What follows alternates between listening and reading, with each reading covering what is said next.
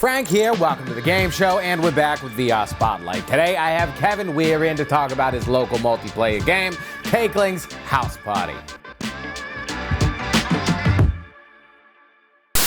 Hi, I'm Kevin Weir with Dimnhouse. I'm the lead developer of Takelings House Party. It's a VR party game for PC, for Oculus Rift, Windows Mixed Reality, and HTC Vive. We'd have these VR parties, these evangelist parties, where we'd have 12 people over taking turns in VR, and everyone would kind of be sitting there waiting their turn, and it'd be fun to see someone in VR, but I really wanted to play a game where I could involve everybody. We were all kind of just in the car, driving back, daydreaming about like our dream job of working on a game together. And somehow, somewhere along the brainstorm, came up the idea of somebody reaching out and grabbing a player and picking them up, this tiny little player, and dragging them over to like some kind of death machine, like a toaster.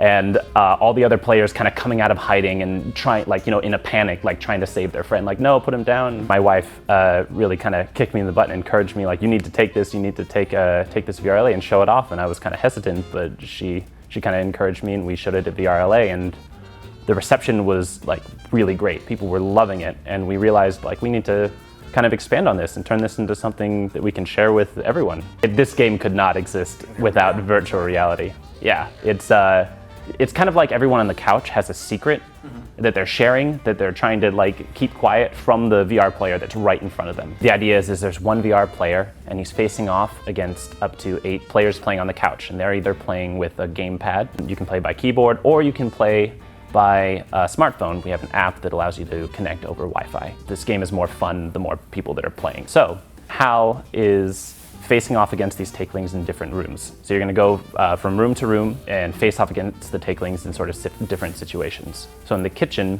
you've got the takelings, and they're kind of hiding under objects. It's a little bit like a prop hunt kind of style game. Pro tips for the kitchen is to consider that murder objects kind of have an optimal way to be played.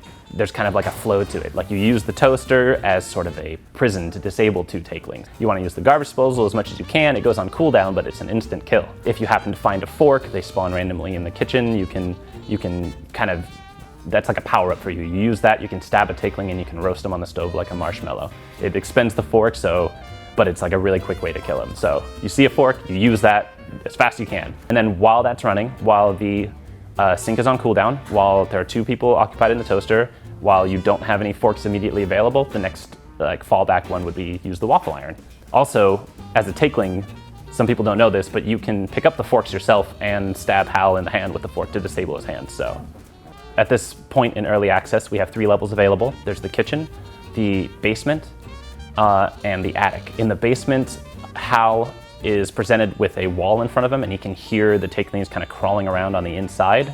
And he's got a hammer and sort of a stud finder. And then in the attic, it's sort of a little bit more of a chaotic kind of free-for-all kind of mode. You've got Hal is kind of surrounded by sort of a bunch of attic junk, and he's kind of trapped in the middle of his attic, and he's got 2 nail guns in his hands. He's kind of dual-wielding nail guns. By full release, we want to have 2 additional mini-games / rooms into the game, and we want to add AI as well before our full release. We would love to continue to support the game after full release. We have to be a little bit reactive and see how things go. But we would love to continue to support the game with content packs that feature the other members of Hal's family.